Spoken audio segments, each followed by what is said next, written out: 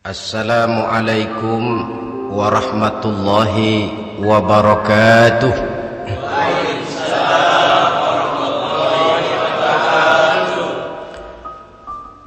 Alhamdulillahi rabbil alamin.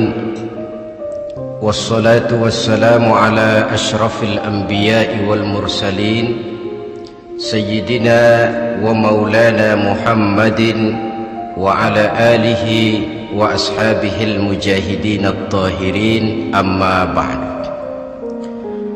Saudara hadirin kaum muslimin rahimakumullah, sebagai yang kita maklum bahwa Islam bertujuan memelihara kemuliaan manusia yang diciptakan fi ahsani taqwim, dalam bentuk yang paling sempurna. Arak atau minuman keras jelas merupakan hal yang merusak dari berbagai aspek kehidupan, entah kesehatan tubuh, entah pertumbuhan akal, ketentraman rumah tangga, ketentraman masyarakat, bangsa dan negara. Cobalah sejenak kita adakan penyelidikan. Kalau masuk kita ke dalam penjara, melihat sel-sel di sana, berapa banyak yang mendekam di sel karena urusan minuman keras. Masuk kita ke rumah sakit, berapa banyak yang dirawat akibat minuman keras, akibat stres yang dialaminya. Berapa banyak rumah tangga berantakan, berapa banyak pembunuhan terjadi, pemerkosaan terjadi akibat daripada minuman keras ini. Yang paling ironi kalau dia sudah menyerang anak-anak muda kita. Padahal kita tahu remaja pemuda adalah bentuk miniatur daripada kehidupan suatu bangsa. Akan bagaimana warna Indonesia 20, 30, 40 tahun yang akan datang, remaja dan pemuda kita jawabannya. Bahkan dari segi agama pun, akan bagaimana warna Islam di Indonesia 20, 30 tahun yang akan datang, remaja itu pula jawabannya. Karena itu tidak terlalu berlebihan kalau saya berkata bahwa untuk menghancurkan Islam di Indonesia ini tidak perlu menghancurkan pondok pesantren, tidak perlu menutup masjid, melarang pengajian, menyegel musola, tidak perlu. Untuk menghancurkan Islam di Indonesia cukup dengan meracuni remaja, pemuda-pemudi Islam di Indonesia. Kalau mereka sudah diracuni, dijauhkan dari agamanya, masalahnya tinggal menunggu pergantian generasi. Maka yang jadi pilot proyek jelas remaja, pemuda, termasuk dengan menanamkan pengaruh minuman keras. Ditanamkan ke tengah remaja kita ini untuk jauh dari tuntunan agama. Hei pemuda-pemuda Islam, kalau kau mau jadi pemuda modern, jangan dekat-dekat ke masjid. Masjid khusus 60 tahun ke atas. Sepertinya di depan masjid itu ada papan pengumuman masjid khusus 60 tahun ke atas. Baca Quran kolot. Seiring dengan itu lalu modernisasi diartikan dengan westernisasi. Kau tidak akan bisa jadi pemuda modern sebelum semua yang datang dari barat kau telan mentah-mentah.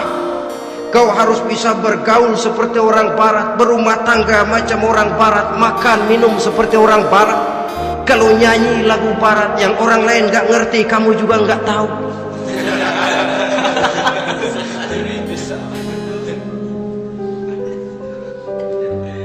Anutlah itu free love yang pada gilirannya akan mengarah kepada free sex alias samenleven. Isaplah itu ganja, morfin, narkotik. Jikalau sudah terlena kita dengan itu, maka kehancuran suatu bangsa sesungguhnya sudah dimulai. Penyakit minuman keras ini bukan cuma penyakit zaman ini. Masyarakat yang dihadapi oleh Rasulullah Sallallahu Alaihi Wasallam 14 abad yang lalu juga masyarakat yang kemaruk dengan minuman keras. Arab jahiliyah kalau sudah minum arak mabuk, tidak cuma minum, dia mandi pakai arak. Sistem pendidikan yang disampaikan Islam bijaksana. Mula-mula diberikan gambaran bahwa arak itu walaupun ada manfaatnya tapi ada bahayanya, dan bahayanya jauh lebih besar daripada manfaatnya.